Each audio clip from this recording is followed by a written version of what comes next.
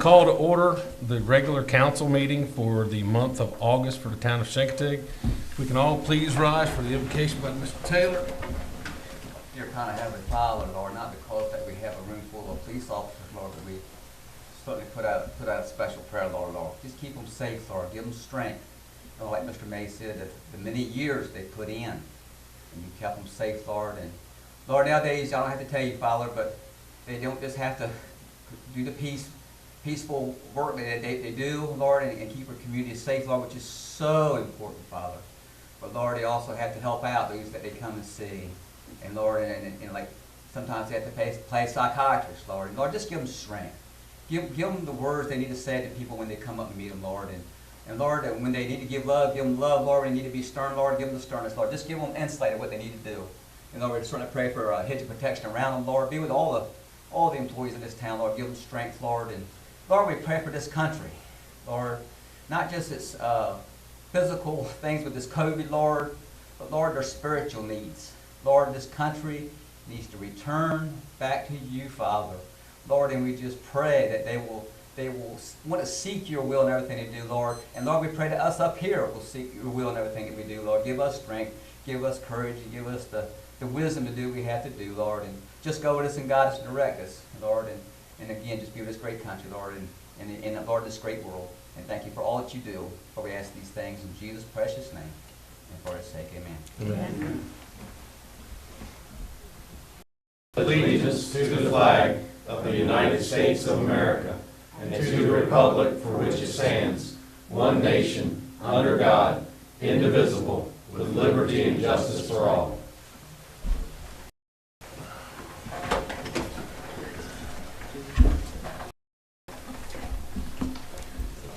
Alrighty, folks, good evening. I don't think there's nobody on it, Robbie.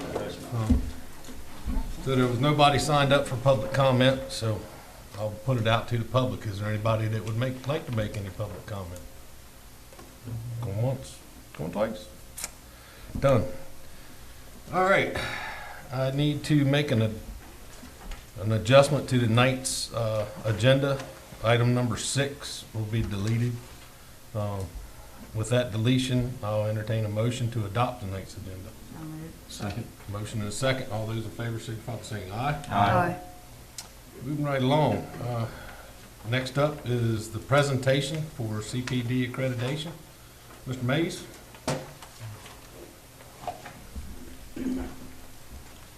Good evening again, everybody. Mr. Mayor, I don't think I got to meet you. Me and somebody I know was cutting up earlier. But I'll reintroduce myself. I'm just saying.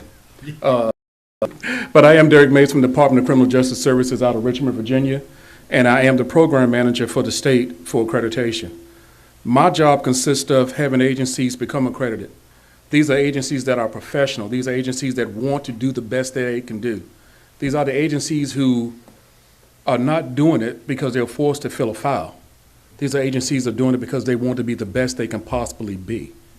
And in order for them to be the best that they can possibly be, it's not something that Chincoteague can do by themselves. They've got to have your support here at the town council, and they've got to have the support of the public, because it's an all-around community event in order to have it. And that's the only way they can do it. When you said in your prayer, look out for the officers. Every now and then, take a chance, take a moment, just ask them, I'm gonna get away from that mic, I'm gonna use my big boy voice, because I like to move around. But take a moment and ask them sometimes, hey, are you all right? And then ask them again. Because, average cop will say, yeah, I'm good. But then you ask them again, are you really all right? Because we have trauma, we have PTSD, we have it all. And some people never see it because we maintain that look, that professional look, that smile, because we're constantly dealing with the public while we push our own pain down. It takes a lot to be an accredited agency. And all that is a part of it. All of that works in there hand in hand. It's more than just filling 190 standards. It's the belief that you have the most professional law enforcement agency in your area. That's accreditation. Everything that they do from the time they get up from their uniform, they don't know how that day is going to end. We all hope it ends the right way, but they don't know. I teach officers about it. And the first thing I tell them, nobody should be removing your uniform, not the morgue, not the ER, except for you and your significant other. Only ones who should be removing your uniform. So yes, let's keep everybody lifted up in prayer, and so that they can continue to be the professional agency that they are. And it's very important that we do that. You said, show them that love. Yeah, we get mad sometimes. You get mad at us sometimes. But show them that love and let them know that you were there. That helps to maintain their professionalism. Everything they do from the time they set up in the morning till the time they knock off is to keep everybody safe. That's accreditation. That's dedication to duty. That's integrity. When I can come in and send 3 people from anywhere in the Commonwealth to evaluate this police department, and they walk out 2 or 3 days later with a smile on their face, that's professionalism. That's transparency. That's all a part of being an accredited agency. Now, my dad and my brother are preachers, so I think I probably said enough. So, at this time, if you would allow me to, Chief, all I can say is, it's been a pleasure from the day one. And I've been coming over to Chincoteague since you guys first started trying to get accredited, hanging out with that fella right there. And I'll be the first to tell you, it's an honor every time I come over here. I enjoy it. I did your last presentation, and sadly, I won't be doing the next one. I'll be sitting back there with them. But this is a certificate of accreditation for the town of Chincoteague Police Department. The commission, 6 sheriffs, 6 chiefs are very dedicated to what it takes to get this done, and very proud. And what you also need to know is, this is their 3rd award out of 3 assessments. Out of 3 assessments, they never had a folder return. Wow. That doesn't happen. So they deserve a round of applause for that.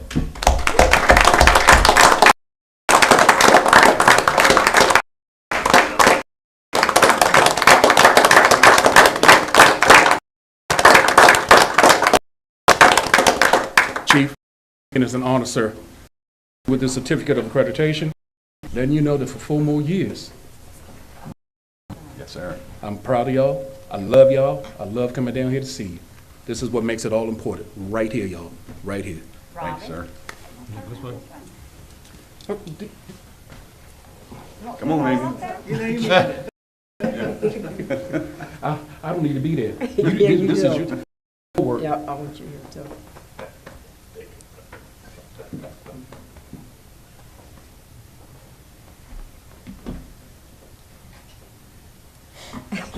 Chief, you.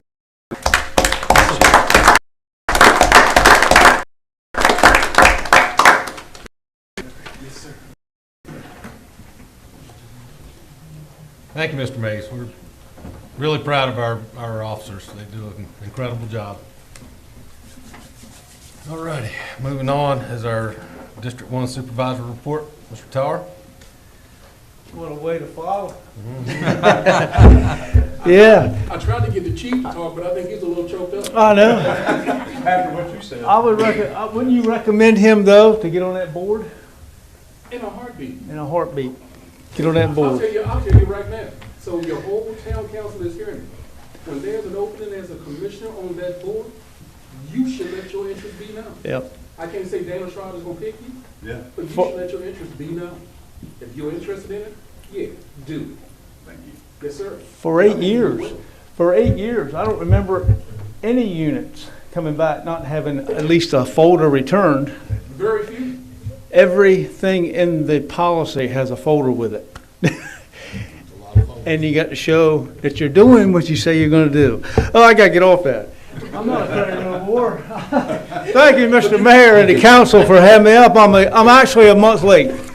I should have been here last month, and when I got my reminder on the phone and I saw the agenda, I said, I ain't going to call Mike. He's already got it out there. We'll just do it in August. But I got more to say anyway tonight. We had a big meeting in July when we had the Virginia Space people up there and changed that little piece of land there outside of Wallops Island Gate to business or whatever you changed it to from agriculture so they could build a rocket lab there.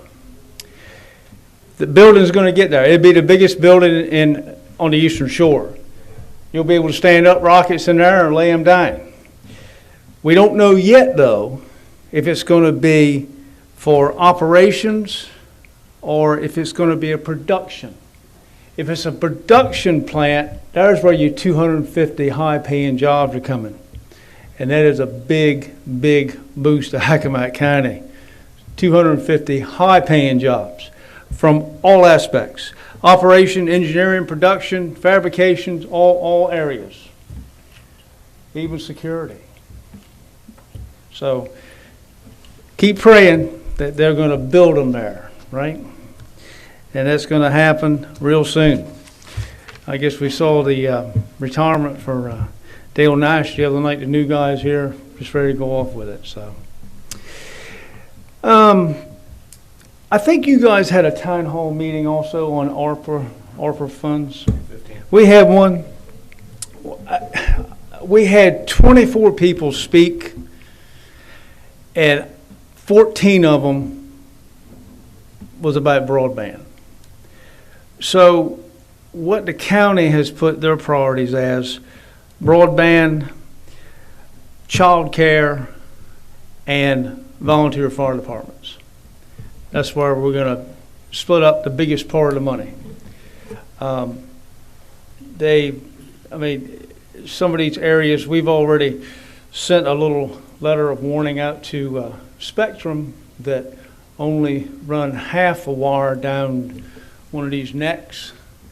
And we said, if you don't complete it, we're going to bring broadband in, and there you'll have competition. And we mean what we say, because we want everybody to have access to an internet so they can do business or whatever they got to do. So that's two things. The big thing is 24/7 EMS in Greenbackville. If I had voted against this, you'd run me out of time, wouldn't you? They'd change my key over there. But what that is going to entail is 12 positions. We got to hire 12 positions. We've already got 2 over there that were hired for daytime shift in 2017. And since that time in 2017, they've actually been on station 35 days because Sea Rays had to use them somewhere else. Greenbackville, their over 20-minute calls was up around 17%. So we have to do something. So we voted to take it to public hearing.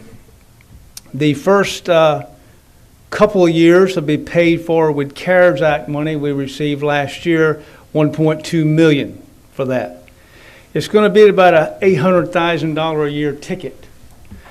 So in the 2023 budget, there's going to be a little rise in personal property taxes, somewhere probably 4 cents to pay for this.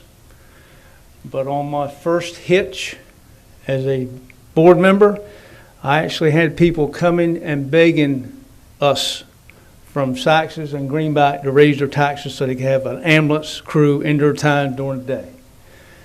It does not affect us. Chincoteague doesn't get affected. The only thing it does is help us. We're not going over to Trails Inn or Captain's Cove or wherever else over there once that happens. But 7 EMS positions have to be added to the 2 already there, 1 training coordinator, 3 backfill positions.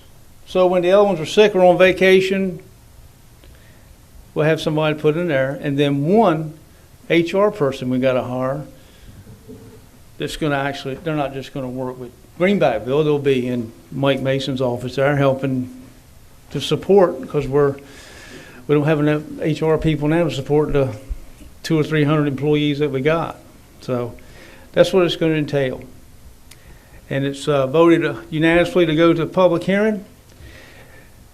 And I guess it'd be in this meeting, August meeting maybe? I think so. So we'll see what happens. The county voted unanimously to be a partner with the Virginia State Police equipment so that we can clear this causeway up in an hour rather than 6. Fire company over here was a partner. So we went thirds on it with the town. Didn't hear anything from Northampton County. So the machine is going to be from Bellhaven North. If you're not a partner, you don't get to play. So there actually, it seems to be processed. Hopefully it won't be an Accomack citizen in there waiting, but it could be 6 hours if it's something like happened with us. And also the county did endorse your VDOT letter. I haven't endorsed ours yet. Fire company's also going to put an endorsement on that, Mike, what you wrote. Thank To get that going for your priorities. And another one that we got, a food and beverage tax. I don't know if you were listening at the meetings or you read the papers, but this is Donald Hart's baby. He gives you this example. You can go to Subway in Walmart and buy a sandwich and not pay any food tax. I think that's correct. But if you go to the deli and buy a sandwich, you have to pay food tax because Walmart's sitting half in the county and half in only. Ridiculous. All we're doing is making it even. It's going to bring us about $240,000 to pay the unfunded mandate of paying overtime.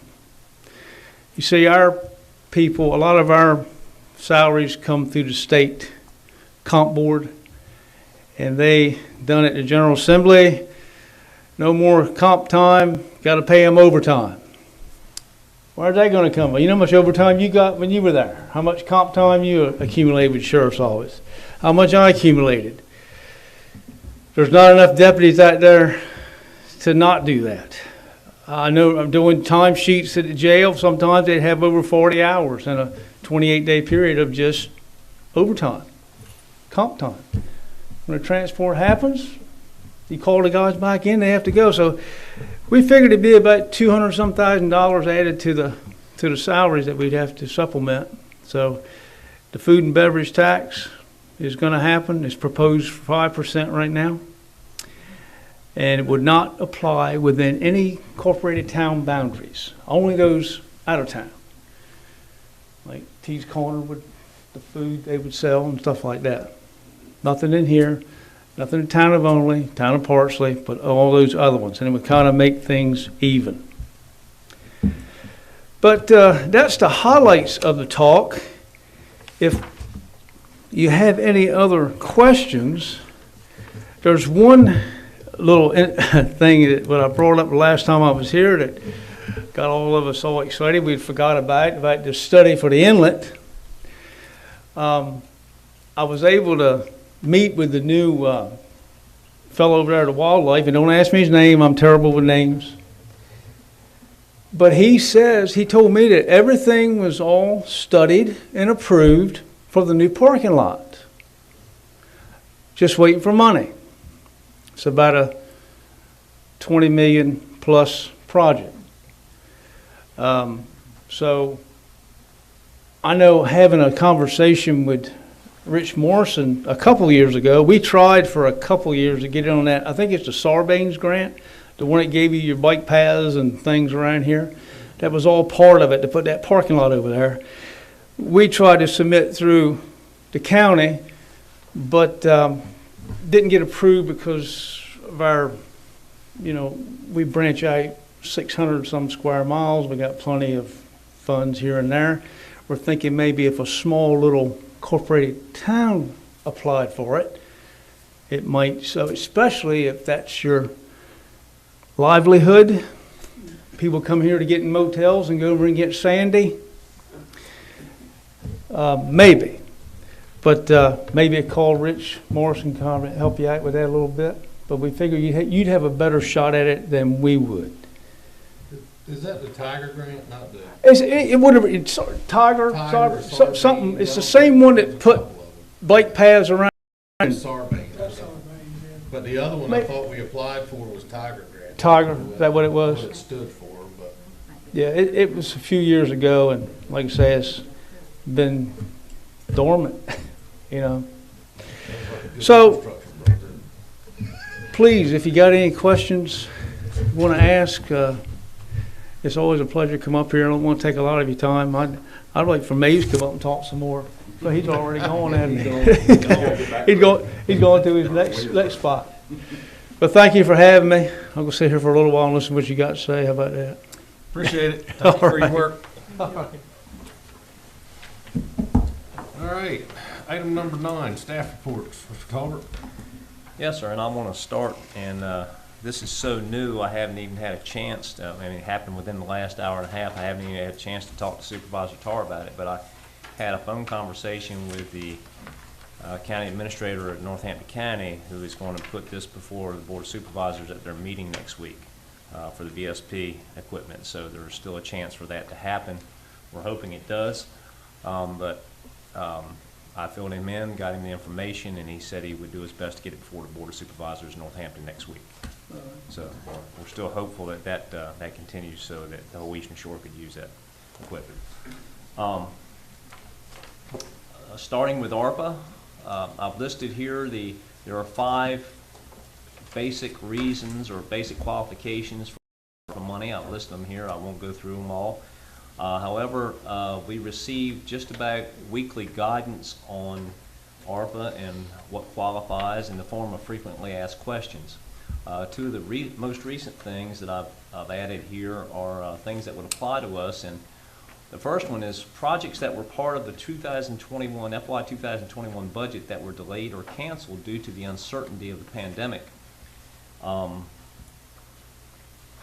came here in May of 2020, and that month, within I think a week, the first thing we did is go through and identify projects that could be deferred. And we have about a couple $100,000 worth of those. There's a listing here in the report of 9 of those projects that should qualify because they address the negative economic impacts caused by the public health emergency. So one of the questions on the guidance we got addressed exactly that, and it seems that these projects will qualify. We clearly identified those up front over a year ago, so we're hopeful that that goes through. Also, expenditures on outdoor activities such as parks qualify under the supports of public health expenditures basic qualification. As you know, we're in the middle of building some parks. Any expenditures that we had between March 3rd of 2021 and December 31st of 2024 would qualify. So we may be able to back up and include some of those projects for consideration, some of the park projects for consideration when the committee meets. Again, and the deadlines are any expenditures that happen between March 3rd of 2021 and December 31st of 2024 are qualified can be we can use the funds for those as well as, and I might also say that as long as the money is expended by December 31st of 2026, so we have some time to work on this and get it right. VDOT progress, not a lot to report here, although as the Supervisor Tar said, the County Board of Supervisors and AMPDC both supported our request from VDOT to reorder our priorities and seek a safety study for the causeway part of 175. You can all see that the permanent striping is done right now. The centerline reflectors have been installed. According to Chris Isdale at the resident office, even though the contractor has completed that portion of the work, the door is not completely closed on our request to get rumble strips and edge line reflectors.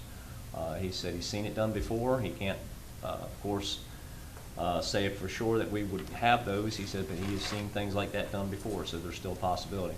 They continue to make small improvements, trying to tweak the stoplights on Maddox to try to optimize the 3 coordinated lights there. The old firehouse, we now have 3 leases signed in the old firehouse properties, 2 in the Old Town offices right there in the firehouse building, and with Chincoteague Island Community Cats and Dr. Holly Kazuth, who's a doctor of veterinary medicine. She's going to open an office there as well, hopefully. And the Kiwanis Club has signed a year lease for the Old Town Garage, first floor of the Old Town Garage. Those leases have been signed, and we now have official renters. Moving on to the financial report.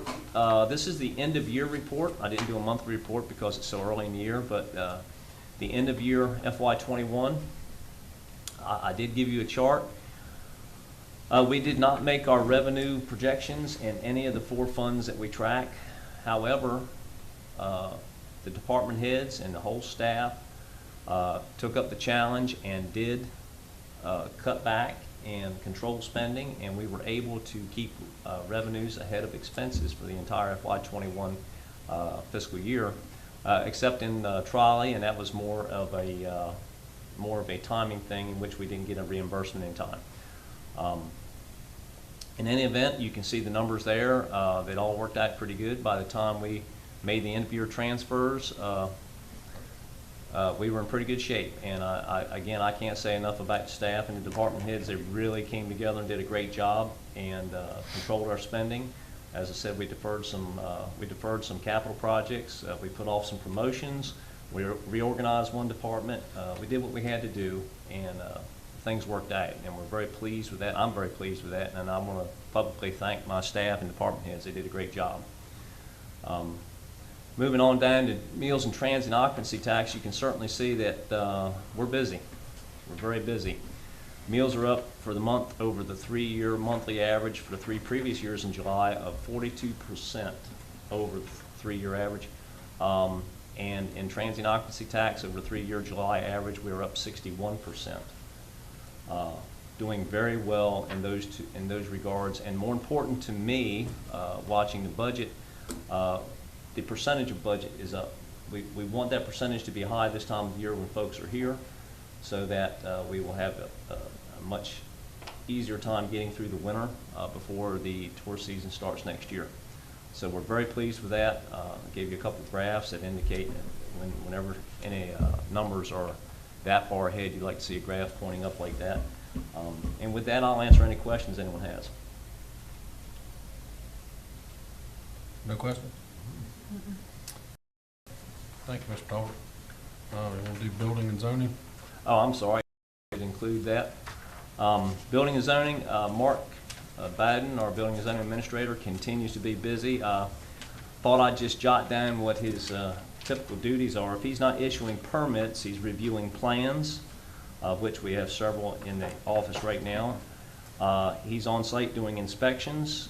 He's seeing clients in the office every day. He gets in the morning probably before 8 and starts making phone calls. So if you ask Mark a question, if you leave him a message, you're liable to get a call between 7 and 8 in the morning, because that's the only time he has to return the calls. He is attending classes to keep his certifications alive for a building inspector. He's reviewing the new building code, which comes into effect, I believe, next year.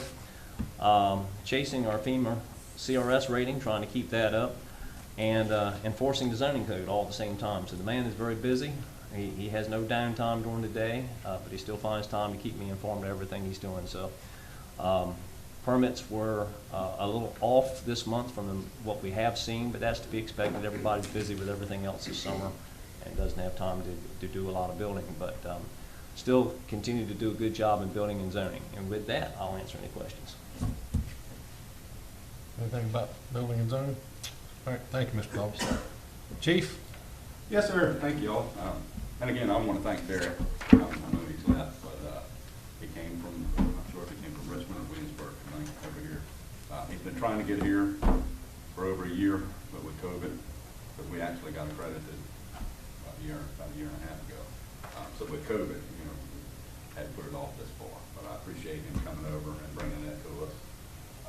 And it is, something that the department works hard on, Amy, especially in Tyler. They work very hard on. I'm going to give them a shout out on all that.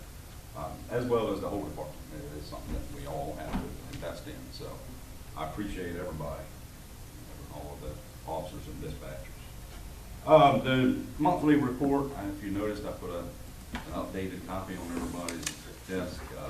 We had to have it in before the busy weekend we had last weekend. So just a few more calls for service. I think a little over 100 that we had. In addition, on July the 2nd, the fire company did their pony, our pizza and pony fries.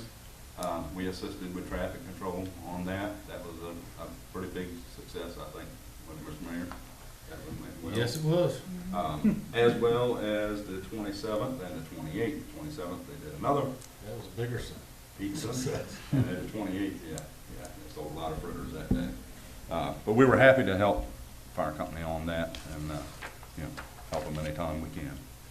Also, we had, this past month, we had 3 of our part-time dispatchers attend a Zoom training class on building life bridges to suicide callers, dealing with, people that call in with mental health conditions and so forth, suicide things on that end, and how to dispatch them, and I think, get them some help also, what they needed. That was an 8-hour training that day for those. The 21st, myself, town manager Talbert, mayor, all of us, we attended the NASA quarterly meeting that we have, with NASA, try to work some things out with them. On the 22nd, Bobby Umflett with Class Urbatex, he came and updated the firewall on our vCent system. That was a protocol that had to be updated to the STIPS 140-2, and Bobby was able to get that taken care of for us. And also on that date while he was here, he completed a disaster recovery test for the department, making sure that, if power goes out, phones will be working and so forth.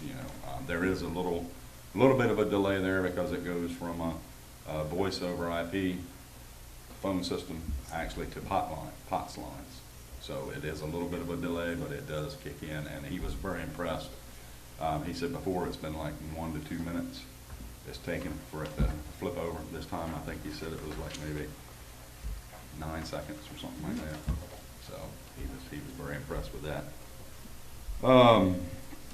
And also on the 22nd we had our Antares planning meeting for the upcoming launch for August 10th.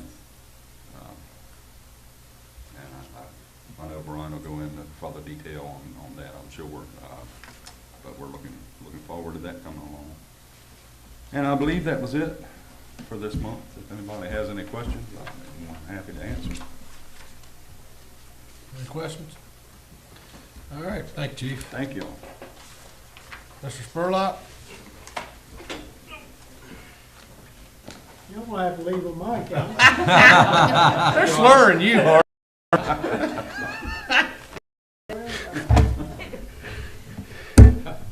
As you might imagine, it's been a very busy summer trying to keep up with buildings, grounds, keeping the skeeter counts down close to where they need to be. So we're pumping close to 850,000 gallons of water every day. What we typically see in the summer is, it levels out some during the week, down 500-600, peaks at 850 on the weekend. This summer, like I said, it's pretty much within $10,000-$20,000 or gallons every day of the week. So that kind of is another gauge of what you're seeing with the transient occupancy tax. In addition to all this other work we've done, including picking up a fair amount of work over here at the center in our spare time, we've essentially completed the Brianna Park playground. All the equipment is installed as of this morning. All the stone is down, and I'd like to thank our crew too, because they were over there in 90-degree weather and 100% humidity, spreading 57 stone by hand. It's no fun. But they did a great job. The mulch, the first of the mulch was delivered today. We'll be spreading that tomorrow. The fence is scheduled to go in August 16th. At which time the playground proper will be complete. All the permits, building permit, sewage permit, everything we need to begin construction of the restrooms have been issued. So intent right now is to start building the bathhouse very early September, which really will only leave the pavilion erection and installing the equipment around the perimeter of the trail. One thing I will mention, I left out in my report, we actually installed the third gateway for the water meter system down at BB Ranch on that little pole down there, if you haven't noticed it.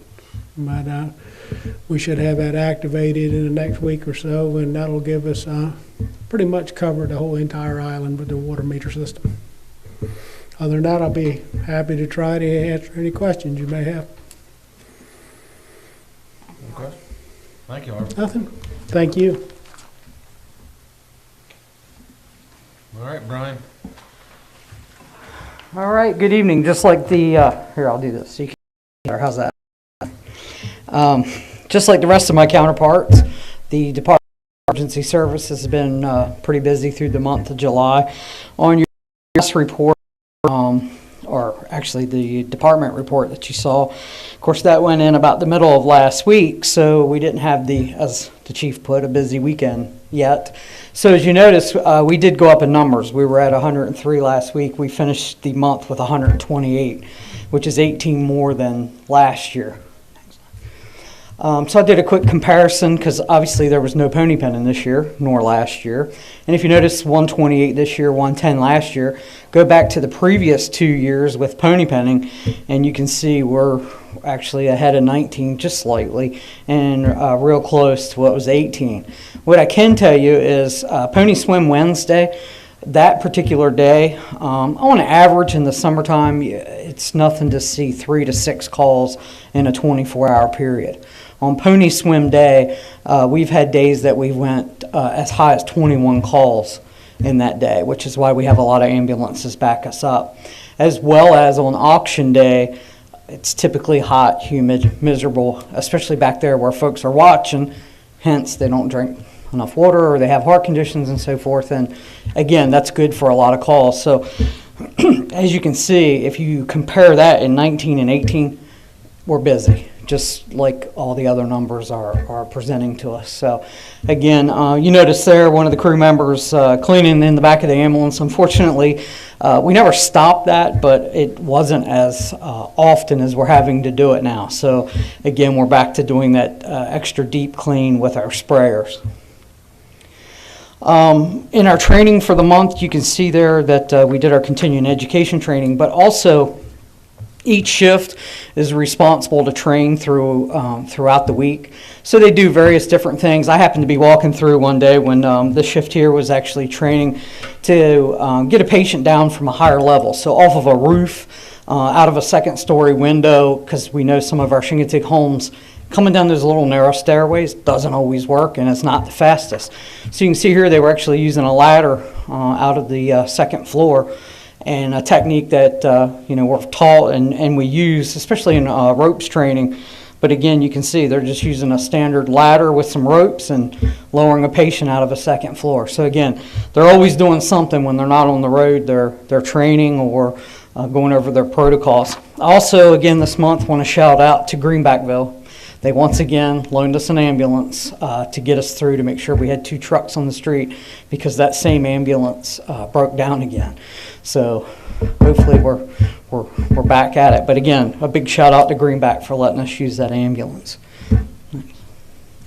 So on the emergency management side of the house, of course, we're always all hazards planning. Weather and flooding seem to be, what we're well known for, but a lot of other things are going on. And again, we are doing, a lot of things behind the scenes that, keep the public safe and keep all of our departments moving should we have an emergency. I wanted to update you on the hurricane predictions for this year. You remember we talked about a few months ago, it's going to be higher than average, and the average this year was going to be even higher. Well, Colorado State actually updated their predictions here a few weeks ago. Initially, it was 17 named, 8 hurricanes, and then 4 majors. Well, they've upped that now to 20 named storms, 9 hurricanes, and kept the 4 majors. We're all the way through Elsa. This does count, through Elsa. So again, it has been a law out there. It would be nice to see that law continue all the way through the end of the year, but we all know the next slide. The peak of our season typically starts somewhere around the 10th of September, and some of the long-range model and guidance is showing later storms this year. If you remember, Sandy came about the end of October, so let's just hope it's not a repeat of 2012. So again, our big message is for everybody to prepare. You cannot be over-prepared because, again, these things can slip up on us pretty quick. We were very blessed in Elsa, but one of these days, something's going to happen, and we need to just be prepared for it. So some of the big things is a gallon of water per person per day, and I would have it available for 5 days because you don't know if a bridge were to get taken out, it could be a long time. So people are not prepared to sustain themselves for that number of days. So again, get prepared now. Non-perishables, flashlights, medicine, pet supplies. We talk a lot about our pets, but again, make sure you have those extra supplies, and then know what your insurance and emergency paperwork, know where it's at, put it in a safe, secure location. So, as the chief mentioned, we've been planning for the Antares NG CR16, which is now scheduled for launch on August the 10th. The initial launch there, 17:55, although I did get an update the other day that now says 17:57, which is 5:57 p.m. is the scheduled launch on the 10th. And that window goes all the way through 6:02 p.m. on the 10th. And then each day thereafter, it slides back by about almost 30 minutes, give or take. So hopefully it's out of here on the first day. So in our planning process, we know this is August. So it's going to be a busy time. So let's just go ahead and break the ice on it right now.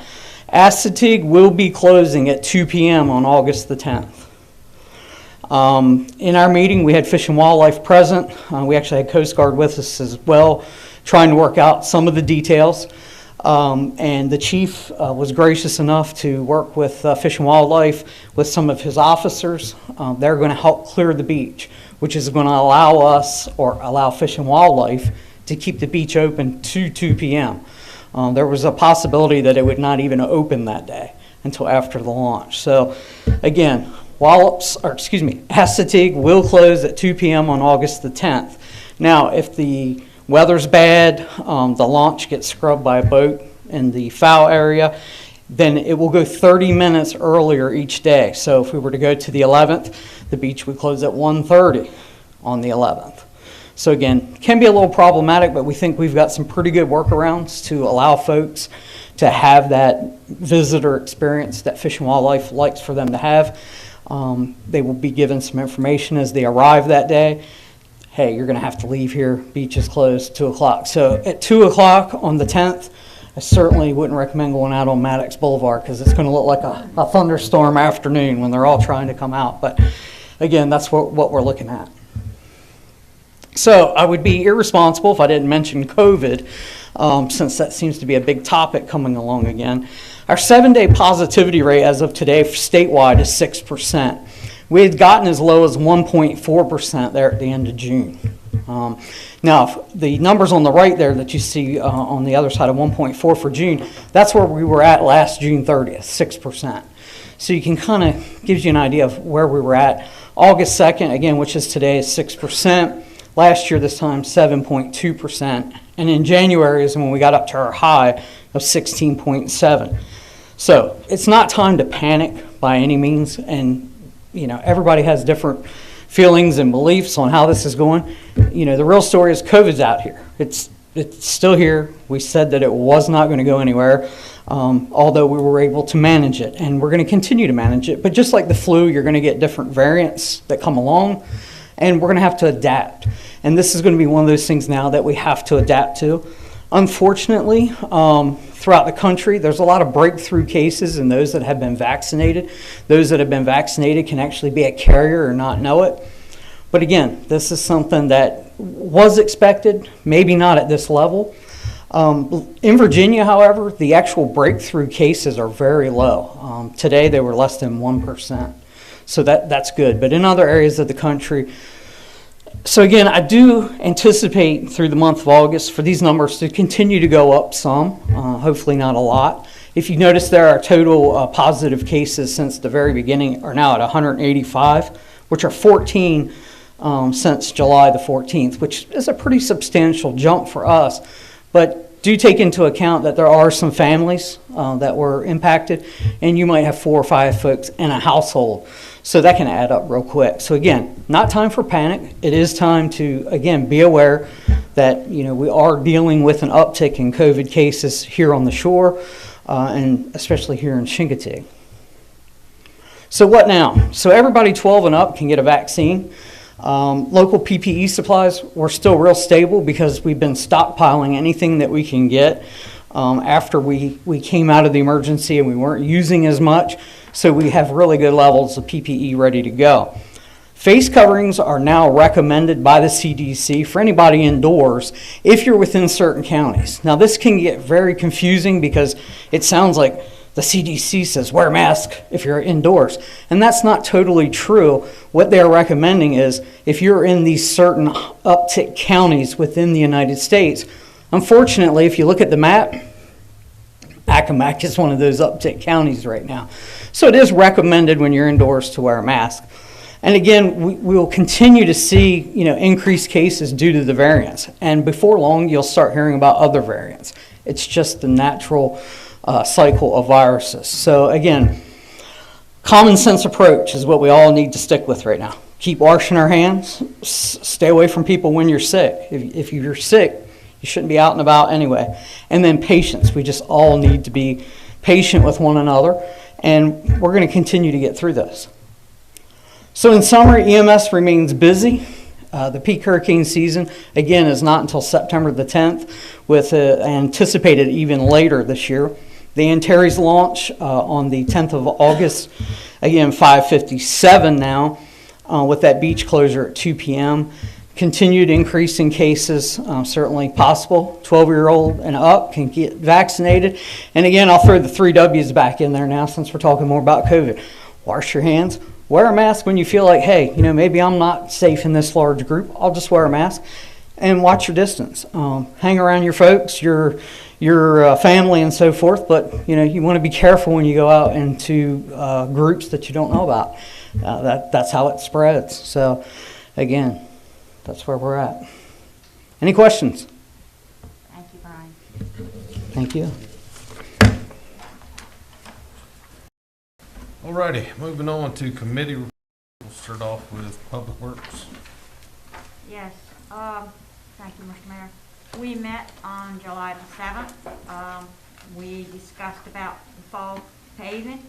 As Director Spurlock advised, we have roughly $400,000 for paving.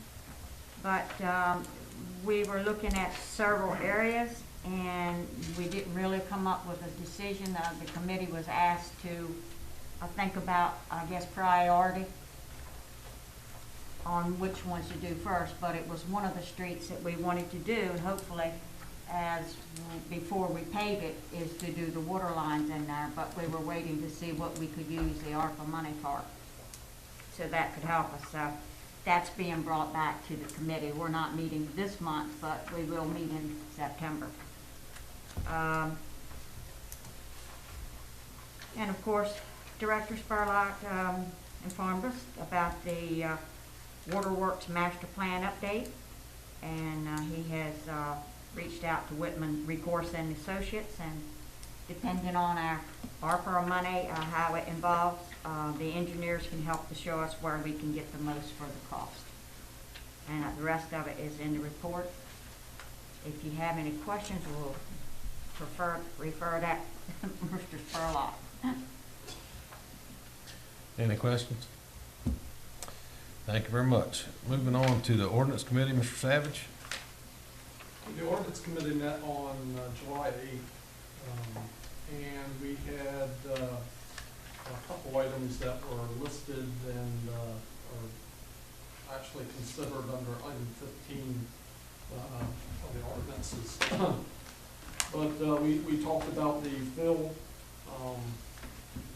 permit, and it was advised that the planning commission, which originally had this and was really helped by the town manager and our zone administrator on this effort to come up with a fill ordinance. And they did a fine job on that, and the committee, as I said, it came back to the committee, and the committee approved to pass that on to council for consideration. Also, the committee also had a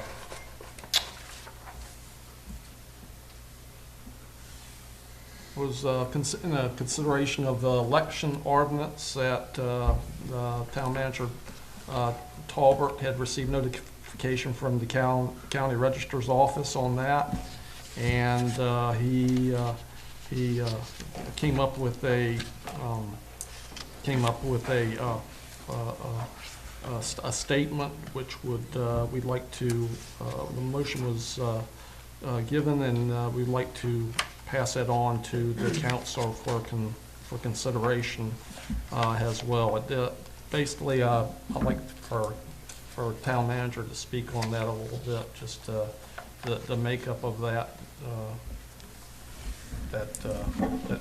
election ordinance. Well, yes, sir. We will, in item number 15 on the agenda, we will ask for approval for these. But each locality is required to have an election ordinance stating that their elections were now moved from May till November. And coincident with the general election, we're required to have that in an ordinance. I think I've made the statement before, but surprisingly enough, we did not have an ordinance stating when our election would be in our existing code, nor was it in our charter. However, there are sections of our charter that refer to new councilmen and mayor taking their seats in July, which will allude to a fact that we just had an election in May. But there was no actual ordinance in the charter or in the code that said the election would be in May. So having none, it really should be in the charter.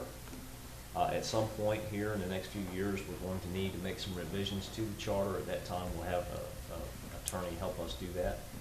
And of course, the charter, revised charter, will have to go to the state legislature to be approved. But until then, this ordinance would satisfy the requirement that we have an ordinance on the books saying that our election is coincident in even years with the general election. And that's basically all it does. So that pretty much concluded the topics that were discussed during that July 8th ordinance committee meeting. And we will be addressing them later on in the agenda. Any questions? Thank you, Mr. Savage. Moving on, next is budget personnel. Mr. Bott, Vice Mayor Bott. Yeah, we met on July the 14th, and we went over and considered employee raises. We spent a good deal of time on that, looking at the graphs and the numbers and so forth, and then we spent a little bit of time on ARPA funding, just a general presentation from the town manager, and we will address the raises later in the agenda. Thank you. Any questions? All righty, moving on to agenda item number 11. I would like to adopt the minutes from our July 6th and our July 16th council meetings. Second. Motion is second. All those in favor signify by saying aye. Aye. Thank you very much. Moving on to number 12, if I can get back to it. Item 12 is to consider the recommendation of a new BZA member, which will be appointed by the judge, but we have to send it down there to him, correct? Or does he? Yes, sir, that's correct. BZA members are appointed by the circuit court.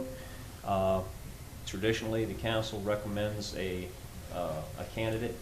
We send that name to the circuit court, and they appoint or don't appoint. I did some research at behest of the chairman of the BZA. Mr. Eddie Moran was suggested that he would be willing to serve. I did contact Mr. Moran. He is willing to serve, willing to help the town act, and he does have experience. He's been on the BZA before. I think we still even have his nameplate in the drawer there. But he did agree to serve on the BZA if the council so desired him to. So right now, we're asking the council tonight to make a recommendation and vote on a recommendation, be it Mr. Moran or someone else, to send to the circuit court and ask for them to be appointed to the BZA to fill the spot of Mr. Chuck Ward, who resigned at the June meeting. I'll make a motion for Eddie Moran to serve on BZA, or recommend Eddie Moran to serve on BZA to the circuit court judge. Second. Motion and seconded by multiples. All those in favor signify by saying aye. Aye. Thank y'all. Moving on. Consider the purchase of a new trolley. I don't know if Larry wants to do it or if you want to do it. Larry is. He's here for support. Pardon? You want me to do it? Go ahead. He's just here for support. Thank you, Billy Joe. Got a lot of paperwork to do. Yes, you do. We currently own and operate 3 trolleys. The oldest is Pod Piper. It's a 2011 model with 60,000 miles on it. This year, with the availability of CARES Act money, and yes, the DRPT's CARES Act money is still in force, unlike ours, we have the opportunity to replace Pod Piper. We have a commitment from DRPT for $165,650 toward the purchase of a new trolley. The trolley cost is $168,746, which leaves $396 for the town to cover. The town has a capital account for trolley to use in the trolley fund, which can only be used on trolley purchases or trolley expenses. The amount of that capital account is $63,800, which we will take the $3,096 from. And then we will sell Pod Piper as a surplus. The last one we sold as surplus in 2016 brought $38,000. So as you can see, the purchase of this new trolley will not hurt our bottom line in the least. So we are simply asking for approval to purchase the new trolley for council. Mr. Mayor, I'd make a motion to approve Mike's request and purchase the trolley. Second. Motion and second. All those in favor signify by saying aye. Aye. Thank you. Thank you. Have fun. Go get a new one. Larry, anything else? No, you've got it covered. Thank you. Thank you, sir. We name the next one. Yeah, what's the name of the next one? Probably Piper 2. Creative. There's a lot of horses over there with names. Don't mess with a good thing, man. Goes with Misty too. You got Phantom, Surfer Dude. Misty Dude. Surfer Dude would be a good one. That wasn't way back. Maybe they'll have to have a contest, a naming contest. There you go. There you Good go. idea. Put Naming it out on contest. Facebook. The children have a good time with that. Yeah. And if you hadn't known, and I believe I told the council, but I'll take this opportunity, if I may, to say that Larry is retiring from the position of trolley director effective at the last day the trolley operates, which will be the Oyster Festival, correct? Correct. And we really appreciate Larry. He's been done a great job for us. He quite often tells me, I come from the medical field, transportation's not my thing, but he's done a great job at transportation. He knows what he's doing. He really pays attention to it and has really boosted the trolley since he's been here. So I'd like to thank Larry for being here. And he will be missed.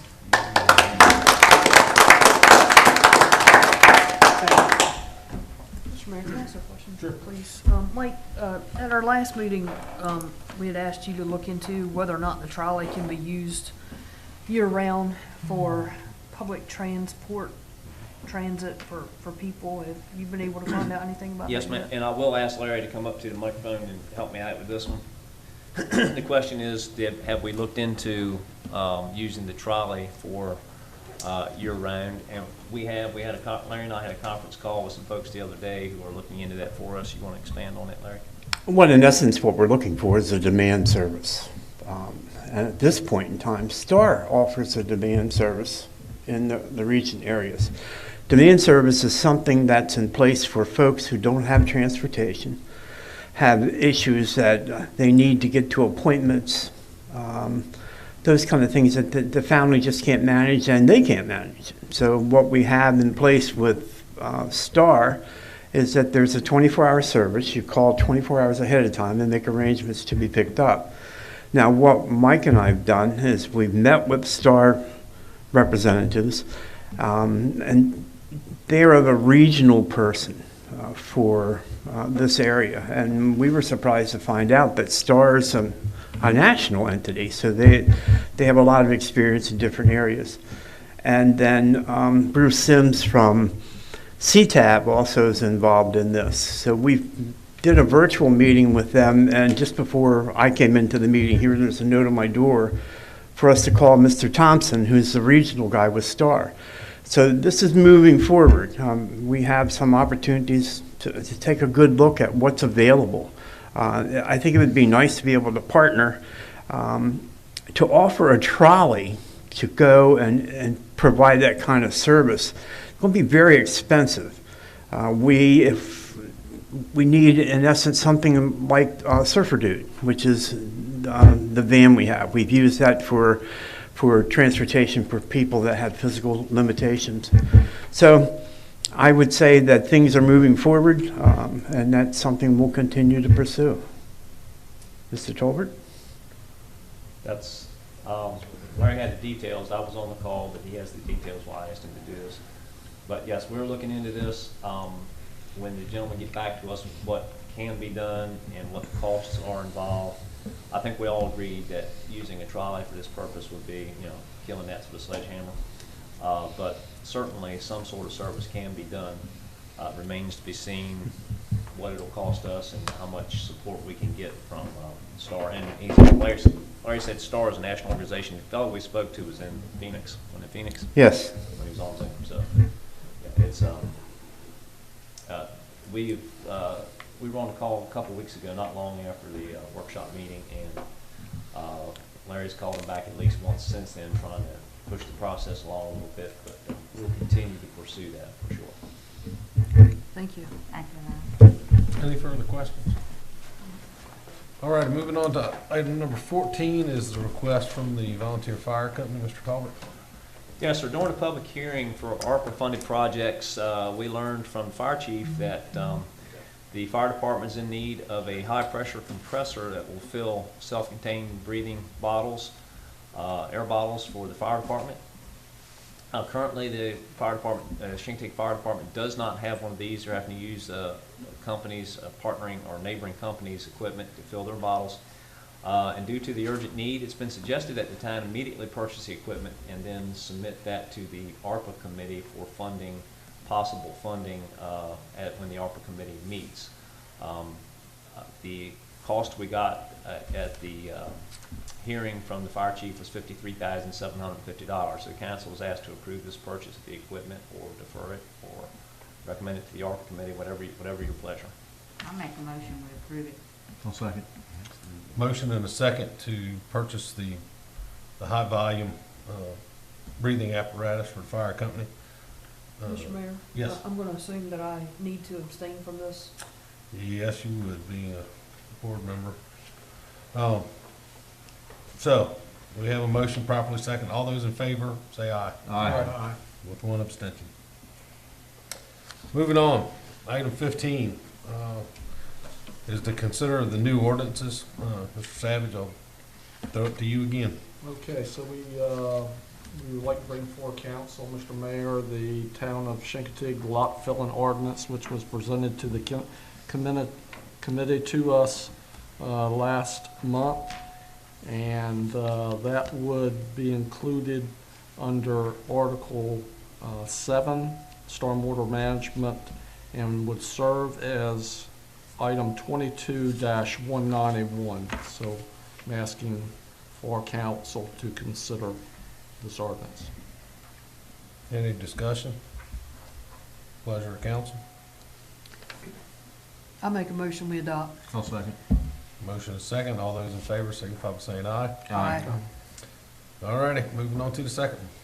Okay, the second item under consideration has been explained by our town manager previously, is consideration of the election ordinance. The election ordinance reads as follows.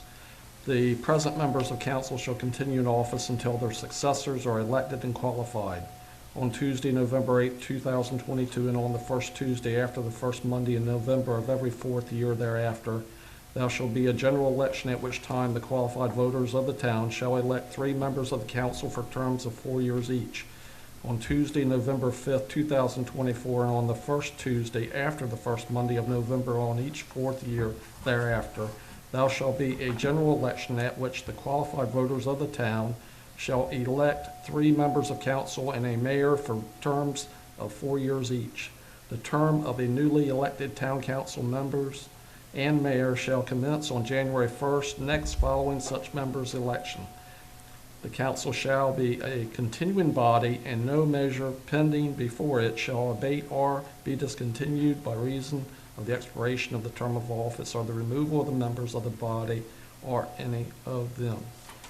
So this too was offered, approved by the ordinance committee, and it's passed on to the council for their consideration. I'll entertain a motion. Mr. Mayor, before you do I understand that you won't have an election but every 4 years? You'll have it like we've had it every 2 years, but Right. it'll be, 4-year term, it'll be a 4-year term Right. every 2 years, but it'll be in November rather than May. That was something that the General Assembly Right. passed down, Okay. and, you know, it's one of those things, they don't give you an option. This is the way they're gonna do it, but they make us write it into our policy to change it. right, but this says the first Monday of November. Sure. Mr. Mayor. Notice the original dates, the Tuesday, started beginning Tuesday, November 8th, 2022. You'll elect 3 members of council for 4 years. Correct. And then 2 years later, on November 5th of 2024, you'll elect 3 members and a mayor for 4 years. So yes, we're continuing the staggering. Right. The only thing that's 4 years is the terms of the people you're Okay, electing, but they all right. happen every 2 years. You will have an election every 2 Right, years. because 2 years it's 3 members, and the next 2 years is 3 members and a mayor. Yes, ma'am, that's Same Right, thing, okay. it's just Yeah, the in fo- November. Okay. The this is 4th year confusing. thereafter refers to the term of the councilman, not the That's correct. election. That 4th year thereafter is referencing back to the Okay. councilman's term. And Mr. Mayor, if I may, because of the state's law, because of the change in election date, does state that no council members or mayor term shall be shortened by the adoption of this law. So everyone basically gets, that's up, would get an extra 6 months in office at the state's request. So that's re-elected. Just so that I'm clear, and hopefully the public will be clear, this coming November, there has to be an election to fill Matt Reed's seat. That's correct, yes ma'am, special election. And then the following year in 2022, that same person has to run again. That's correct, because Okay. that would be the end of that normal term. Right. Then we'll be back on track. That's correct, yes ma'am. As much as I hate to do it, I make a motion to adopt this because I really wanted to stay in May. Second. Motion and second to move our elections to November as mandated by the state. All those in favor signify by saying aye. Aye. Thank y'all. Moving on, Mr. Bott, going for employee bonuses. So as I said before, we had met, and I'm going to turn this over to Mike. I will say the committee was in favor of the employee raises, as well as the raise for the part-time employees, but I will let Mike have the floor, I guess, for further explanation if need be, and so forth. And we went through this, as Mr. Bott said, we went through this at the Budget and Personnel Committee. Real quickly here, there's not a lot of information. To rate our employees, all the department heads use a software tool by Insperity called Performance. It's a performance management software tool. It assists the supervisors by rating each employee in 11 distinct competencies. They're listed there. I'm not going to read through them. Each competency is rated from 0 to 5. And once complete, the software calculates a composite rating and suggests a written summary for each competency. The supervisor has the ability to modify that summary in any way he would like, or to modify the numbers if he so desires. Typically, the The immediate supervisor does the evaluation. It's forwarded to the department head if the department head is not the immediate supervisor. And the department head will do the subordinate supervisors if that's how the department is set up. Normal distribution, you would think would follow a bell curve. Ours certainly does. There it is on the board right now. Of our 50-some employees, or almost 50 employees, 24 of them rated average, which you would expect, and we had a few below par, a few above par. The average performance score this year was 3.36, which meets job requirements, with an average raise of 2.72%. We budgeted 2.5 for FY22. And not to worry, the money is still good. The highest proposed raise was 5%, and the lowest was 1.5%. The scores again approximated the bell curve. We do budget 2.5% each year. We are to the good about $27,000 this year. I'm sorry. We are under budget on our raises by about $29,000 this year, which, in other words, we have enough money to give this raise without a problem. We have a little bit left over in case there's some promotions or some additional raises that we think are appropriate during the fiscal year. And this also takes into account some promotions that we delayed last year, implementing them this year, and when we delayed them last. So being that the distribution was about where it should be, and that we do have an adequate budget to support the increase, I recommended to the Budget and Personnel Committee that they go ahead and approve this. Also, the part-time employees, if you remember back in February, we gave part-time employees a 2.5% increase. So this year I recommended a 1.5% increase, which would let them average 2% per year over the last 2 years, which is pretty good for part-time employees when this is not their full-time job. So based on that, I did recommend the approval of raises to the Budget and Personnel Committee. And I'll make that recommendation as a motion, in the form of a motion, for the approval of the full-time employees raises 2.5 and the part-time at 1.5. I'll second. We have a motion and a second to approve the raises for the employees. All in favor, signify by saying aye. Aye. Thank you very much. All righty, next on the agenda is comments. Mr. Savage? It's been a very good and eventful evening, I think, in recognition of our staff, and especially our police force. I'd like to commend Chief Fisher, for a job well done, and you've got some great people working for you, and just kudos to them. And I also like to just say, overall, I kind of say this every time, but I think the town staff is doing a great job. The EMS Rush is doing a fine job. They're always keeping us informed, and as it was repeated earlier, very transparent. That's where we need to be, what we need to be to the community, and I think they're doing a fine job of doing that. That's all I have. Thank you. Mr. Taylor? Like Jay says, our biggest job is to keep community safe. And it's you all. It's in your hands. And don't think that we don't realize what you have to go through, and we really don't. And just a little bit of time I spent, nobody knows what you see, what you hear, what you do. And we're blessed in this town. It's not as bad as other places, but you really still don't know what's here. We always say we want family people, and we do. That's what we're trying to draw. But guess what? It's not always what comes. And you have to deal with it. And you're men. And like you say, if you fail, we're in a mess. So keep it up. And thank you for everybody in the town does. Same way with that, like I said, the ambulance lives out you know, and y'all support, you know, that. It's just what everybody does is it don't happen. And I'm going to tell you something other else. There's actually other towns and stuff that are looking and modeling. Manager tell you that. So I'm saying there's people watching. So let's always keep it up, the professionalism that you all are doing. Because like I said, because they say, if they can do it, we can do it. And that's where you want to be. That's where you want to be. You know, and stuff can happen where it falls apart real fast too. So keep it up. You know what I mean? Keep the morale up. Keep the training up. Just like I said, keep everybody, like I said, busy. And we're blessed, like you said, but you never rest on what happened yesterday, because there's tomorrow and the rest of the night in y'all's case.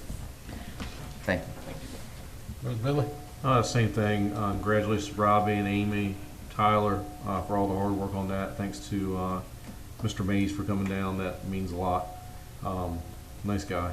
And then also congratulations to the fire company on a very profitable auction. It was great to see. Nice to see breaking records in the middle of pandemics. But again, thanks to all the town employees for everything they've done. It's been very, very hot, very, very busy. So they've been performing under some pretty difficult situations. So that's it. All right. Vice Mayor Bott? Congratulations, Robbie. I know it's easy to sit up here a lot of times and give praise, but it's not until you bring in like an outside consultant like that for accreditation that really, you know, that's where the tire hits the pavement there. So that's a true validation of what y'all are doing. So my congratulations goes out to you. Thank you, Denise. Well, I'm going to echo everybody else. I've said numerous times I put our town employees up against anybody. And I appreciate everything each and every one of you do. And you can please echo on that all the way down the line if you would. We wouldn't be where we are if it wasn't for our employees. I do want to mention something. I was at the Blueberry Festival and spoke to a lady that I've known for quite a while. She lives in a town in the county, and that's the only thing I'm going to say, is that she lives in a town in the county. And she praised us up here for being able to conduct ourselves in a professional manner, for being able to present ourselves unified in what we do. And she wished that her own council could do the same, and asked if we could go and give them some lessons. And I said, well, let me tell you what. I said, it's not always that way. But I do feel with all my heart that we've got a good group that comes together for the betterment of this community and for this town. And it gives me great pleasure to serve up here with all of you. And I just wanted to send that out because it tickled me. I said, so you watch our town meetings? She said, oh, yes. You know, but it makes me feel good that other people are keeping their eye on us and liking what we're doing too, even when we don't live here. And yes, Bill, the auction was much more than we could have ever dreamed of. Not having actual carnival for 2 years has definitely we've taken a hit. And on behalf of the fire company, I'll remove the council hat, fire company hat. Thank you for the funds for the equipment. It is greatly needed. You'd be surprised how quickly you can suck down an air bottle on a structure fire, or a bad accident or something like that. So thank you. And my Yankees are moving up, as 3 in a row. I'm impressed. Ms. Allen? Well, I really don't have anything extra to say. It's all been said, but we do have a wonderful town to live in. And I've always said, with our police department, our EMS, you might see some things that go on during the day, but you don't know what goes on when it's dark. And that's when a lot of it is out there at nighttime. So you can lay your head down and feel safe that you can go to sleep, because somebody's watching out for you. So we appreciate everybody, all that they do, our police department, our EMS, all of our employees. and the community. A lot of people will call up and say, I see such and such, and that's good. You have to do that. You have to report things. Because, say I'm asleep, I wouldn't see it, somebody else could. So, but thank you, everybody, for what you do. Stay safe. Thank you. Thank you, Michelle. All right, leaves it up to me. I just ask everyone to put John Henry Howard in their thoughts. He's a former councilman that got severely injured the other day, and he's currently in the hospital, I believe. Had surgery, and now he's getting some rehab. So just think about John Henry. Congratulations to the fire department. What people don't see goes on behind the shadows. There's so many moving parts over there. Pony committee, it's just a lot that goes on. We see the final product of a record price for ponies, but we don't see, the Mark Bowden and Bill Jr. going to the beach daily to check on the horse, or feeding them in the winter, taking care of the vet Denny, going down to the carnival every day to feeding the ones down there. So there's a lot of people that do a lot of things for the ponies and for the fire company that we just don't see. But they do it, and we're grateful for them. A lot of dust, dirt, sweat, and tears. That's right. Some blood sometimes. Well, yeah, they had a fellow fall off his horse during the roundup. He had to be taken away because they thought he had a concussion. He's stitched up pretty good. Yeah, right here. It's dangerous. I might fall out of the boat one of these nights. Anyhow, moving on to the police.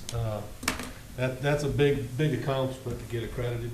I know it's good. I was in a meeting Friday with a bunch of sheriffs, and they all were telling me how good our police force was. So that was kind of neat to hear, coming from the sheriffs of 3 different counties, not just Accomack. It was other ones from down the road. So that's a good thing. Congratulations, Robbie. And lastly, not lastly, but I just want to thank the island. I mean, all you got to do is ride down the street and see we're so busy, and it just proves that Chincoteague is patient. Because if we didn't have patience, there'd be a lot more complaints coming into us. Between the traffic, not being able to get into places that we normally go. It just proves that Chincoteague's a friendly place. Because we have definitely been busy. Holy cow. Now lastly, it's only a few weeks till the opening game, so I gotta say it. It's August. Roll Tide. And I'll entertain a motion to go into closed session in accordance with 2.2-3711A15 Code of Virginia for prospective business opportunities and evaluation of staff. Second. Motion second. All those in favor signify by saying aye. Aye. Thank y'all.